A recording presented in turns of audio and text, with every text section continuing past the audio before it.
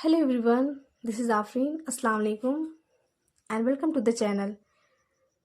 I hope you are doing good. आप लोग काफ़ी मज़े में होंगे, आपकी एग्ज़ाम की प्रिपरेशंस अच्छी चल रही होंगी and I hope I will be able to educate you in the right way.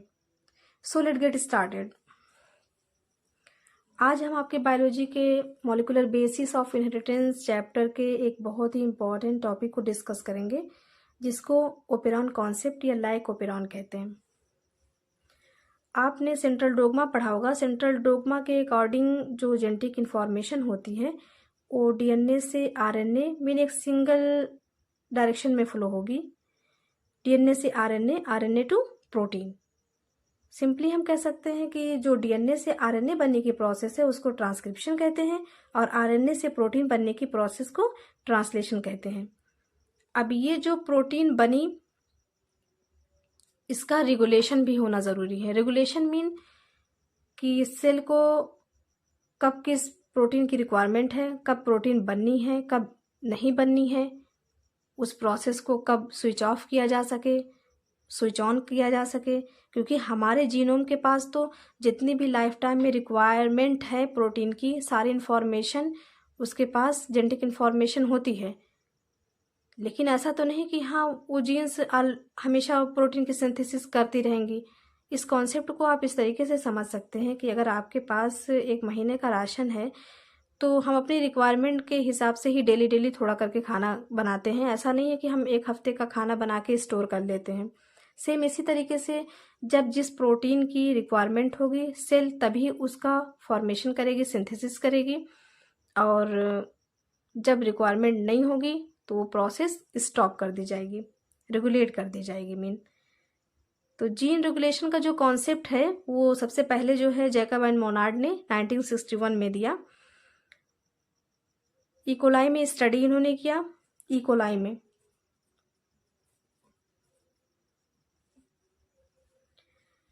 अब जो क्योंकि हम यहाँ पे प्रोकैरियोट में स्टडी कर रहे हैं, इकोलाई जो है बैक्टीरिया, प्रोकैरियोट है, एक बैक्टीरिया है, और बैक्टीरिया में जो जीन रेगुलेशन होता है वो ट्रांसक्रिप्शन लेवल में होता है प्रोकैरियोट में।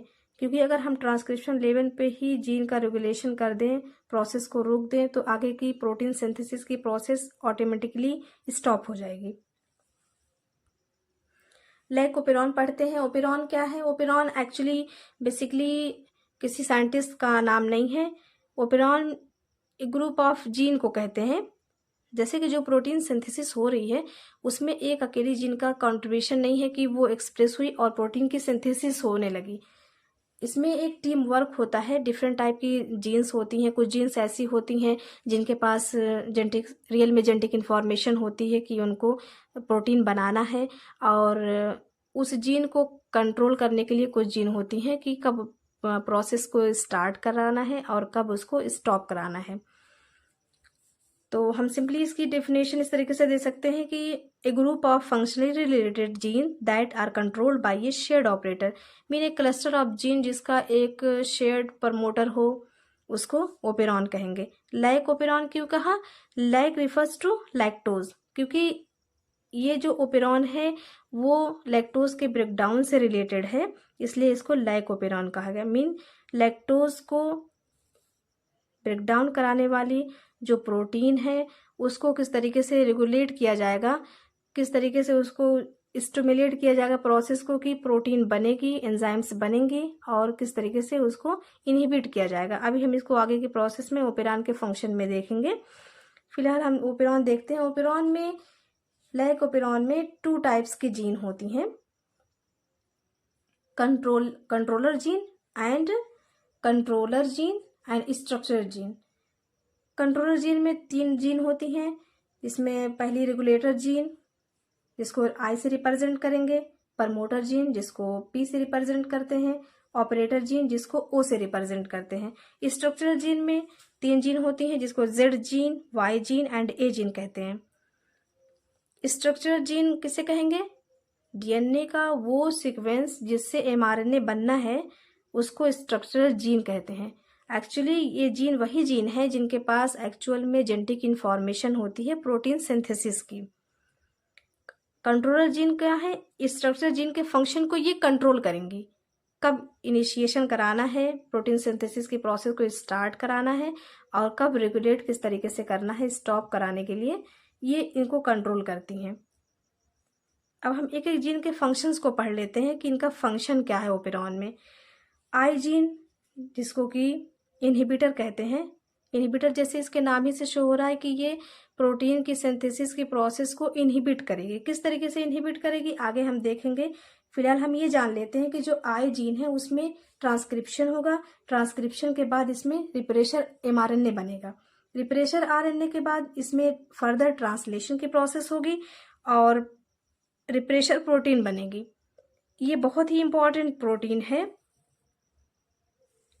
एक्चुअल में यही इनहिबिट करती है, स्ट्रक्चर जीन के ट्रांसक्रिप्शन को रोकती है। ये एक्टिव फॉर्म में होती है। आपने ट्रांसक्रिप्शन पढ़ा होगा, ट्रांसक्रिप्शन में एक बहुत ही ट्रांसक्रिप्शन की प्रोसेस को हेल्प जो कराता है एक बहुत ही इंपॉर्टेंट एंजाइम आरएनए पॉलीमरेज। तो आरएनए पॉलीमरेज जब ट्रांसक्रिप्शन की प्रोसेस स्टार्ट होती है तो जिस पॉइंट पे आके वो अटैच होता है, जो उसका स्टेशन है वो प्रमोटर जीन है। प्रमोटर जीन पे आरएनए पॉलीमरेज अटैच होने के बाद ही ट्रांसक्रिप्शन की प्रोसेस स्टार्ट होनी है। अब जैसे आरएनए पॉलीमरेज आके इससे प्रमोटर जीन से आके अटैच होगा, ऑपरेटर जीन स्ट्रक्चरल जीन को मैसेज देगी, स्टिमुलेट करेगी, किस लिए? ट्रांसक्रिप्शन के लिए, कि आपको mRNA बनाना है, क्योंकि mRNA बनेगा तभी तो ट्रांसलेशन से प्रोटीन बनेगी। अब हम ओपेरान का फंक्शन देखते हैं कि ओपेरान किस तरीके से वर्क करता है, किस तरीके से जीन का रेगुलेशन होगा।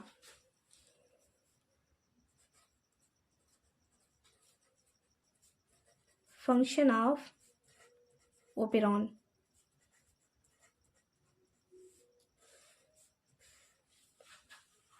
चूंकि हम जीन रेगुलेशन को इकोलाई में स्टडी कर रहे हैं, इकोलाई जो अपने सर्वाइवल के लिए ग्लूकोज पे डिपेंड करता है। मीन अगर वो ऐसे कल्चर मीडियम में है जहाँ पे ग्लूकोज उसको इजीली अवेलेबल है, फिर तो वो उसको कोई परेशानी की नहीं होगी। लेकिन अगर वो ऐसे मीडियम में चला गया, जैसे अगर वो मिल्क में चला गया जहाँ पे लैक्टोज प्रेजेंट है, तो फिर तो उसके लिए परेशानी होनी, क्योंकि वो तो ग्लूकोज से फेमिलियर है। अब लैक्टोज आ गया, लैक्टोज को अब उसको एनर्जी कैसे मिलेगी, वो सर्वाइव कैसे करेगा? तो उनकी अब ऐसी प्रोटीन बनानी होगी उसको जो कि लैक्टोज का ब्रेक डाउन कर सके, क्योंकि लैक्टोज का जब ब्रेक डाउन होगा, लैक्टोज डाइसैकेराइड शुगर है, और जब लैक्टोज का ब्रेक डाउन होगा तो क्या बनेगा? ग्लूकोज एंड गैलेक्टोज, जिससे कि इजिली इकोलाई एनर्जी ले सकता है, सरवाइव कर सकता है। जीन का रेगुलेशन देखने के लिए हम दो कंडीशन लेंगे। पहली कंडीशन ऐसी होगी जहां पे लैक्टोज एब्सेंट होगा। क्या होगा? लैक्टोज एब्सेंट होगा, क्योंकि अगर लैक्टोज एब्सेंट है मीन इकोलाई को ग्लूकोज इजिली अवेलेबल है, तो उसको एंजाइम बनाने की कोई रिक्वायरमेंट नहीं है। अब हम देखेंगे किस तरीके से जो है प्रोसेस इनहिबिट होगी प्रोटीन सिंथेसिस की। यहाँ पे हम ये कोलाई का डीएनए ले रहे हैं और इस पे कंट्रोलर जीन और स्ट्रक्चर जीन को मेंशन करेंगे। I gene, P gene, O gene, Z gene, Y gene, A gene, ये स्ट्रक्चर जीन है, ये कंट्रोलर जीन है। आई जीन हमने पहले ही आपको बताया था कि इसमें ट्रांसक्रिप्शन होगा और रिप्रेशर mRNA बनेगा, इसमें फर्दर ट्रांसलेशन होगा और रिप्रेशर प्रोटीन बनेगी जो कि एक्टिव फॉर्म में होगी। और रिप्रेशर प्रोटीन की एफिनिटी जो होती है ऑपरेटर जीन से बहुत ज़्यादा होती है, मीन इनकी काफ़ी फ्रेंडशिप होती है। ये रिप्रेशर प्रोटीन आके यहाँ पे ऑपरेटर साइड से आके जीन से ये बाइंड कर जाएगी, 3 डायमेंशनली बाइंड करेगी कि ये रूट को ब्लॉक कर देगी। मीन इधर से अब कोई मैसेज इधर नहीं आ पाएगा, स्ट्रक्चर जीन की तरफ कोई मैसेज नहीं आ पाएगा। आरएनए पॉलीमरेज आके पी साइड पे अटैच नहीं हो पाएगा। आरएनए पॉलीमरेज एंजाइम का अटैचमेंट पी साइड पे नहीं हो पाएगा। तो आरएनए पॉलीमरेज जब इस पे अटैच नहीं हो पाएगा तो ऑपरेटर जीन स्ट्रक्चर जीन को ये स्टिमुलेट नहीं कर पाएगी ट्रांसक्रिप्शन एंड ट्रांसलेशन के लिए। इस तरह हम देख रहे हैं किस तरीके से प्रोसेस को इनहिबिट किया जा रहा है। इनहिबिट क्यों किया जा रहा है? क्योंकि बैक्टीरिया को कोई ज़रूरत ही नहीं है अभी कि वो इस एंजाइम को बनाए। इस प्रोसेस को वो करके फालतू में एनर्जी क्यों वेस्ट करेगी अपना। हम देख रहे हैं कि ओपेरॉन का जो फंक्शन है वो रिप्रेशर प्रोटीन के थ्रू कंट्रोल हो रहा है। तो ऐसा ओपेरॉन जिसमें रिप्रेशर प्रोटीन कंट्रोल कर रही है उसको नेगेटिव कंट्रोल कहते हैं। Negative control. और क्योंकि इसमें हमने देखा कि ट्रांसक्रिप्शन और ट्रांसलेशन की प्रोसेस नहीं हो पा रही है, मीन ओपेरॉन क्या है? स्विच ऑफ है।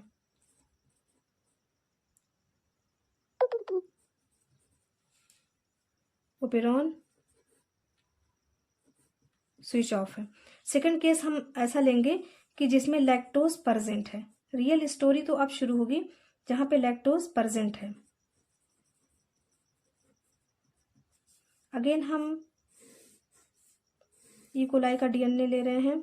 आई gene, P gene, O gene, Z gene, Y gene, A gene.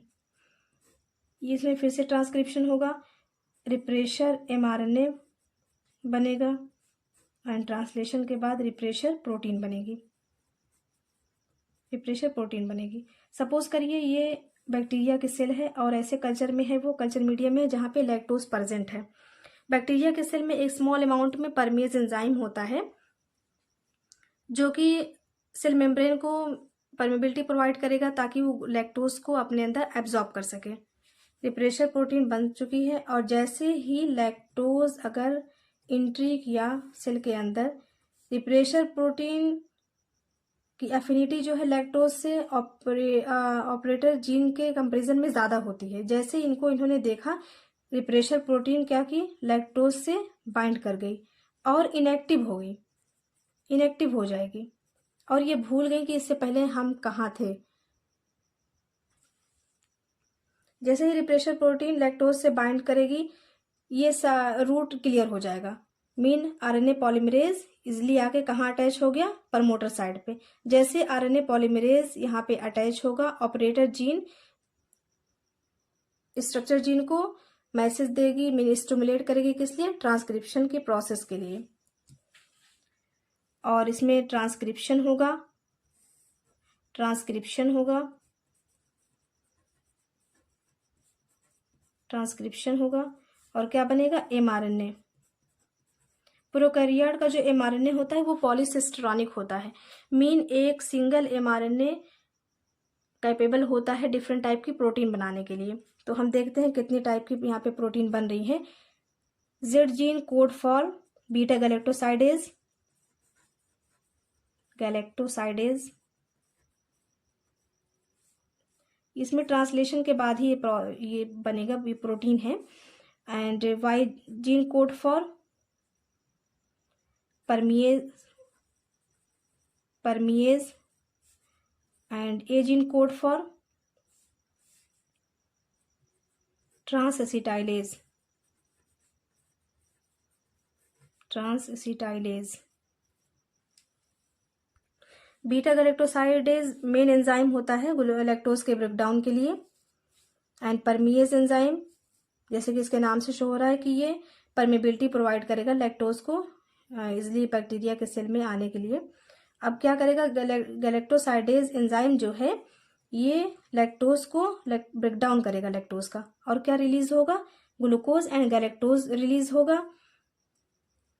और जैसे ही लैक्टोज का ब्रेकडाउन हुआ नहीं कि जो रिप्रेशर प्रोटीन है वो एक्टिव फॉर्म में आ गई, क्योंकि अब तो ग्लूकोज इजीली अवेलेबल है बैक्टीरिया को। अब इस प्रोसेस को स्विच ऑफ करना होगा क्योंकि अब इसकी रिक्वायरमेंट तो है नहीं, ग्लूकोज तो अवेलेबल हो गया। तो हमने देखा कि जो ये यहाँ पे जो प्रोसेस, प्रोटीन सिंथेसिस की प्रोसेस कंप्लीट हुई वो किसके आने से कंप्लीट हुई? लैक्टोज के, मीन लैक्टोज इंड्यूसर का काम किया। इसने ये सारी प्रोसेस को स्टिमुलेट किया। इस तरीके के ओपेरॉन को कहेंगे इंड्यूसिबल ओपेरॉन।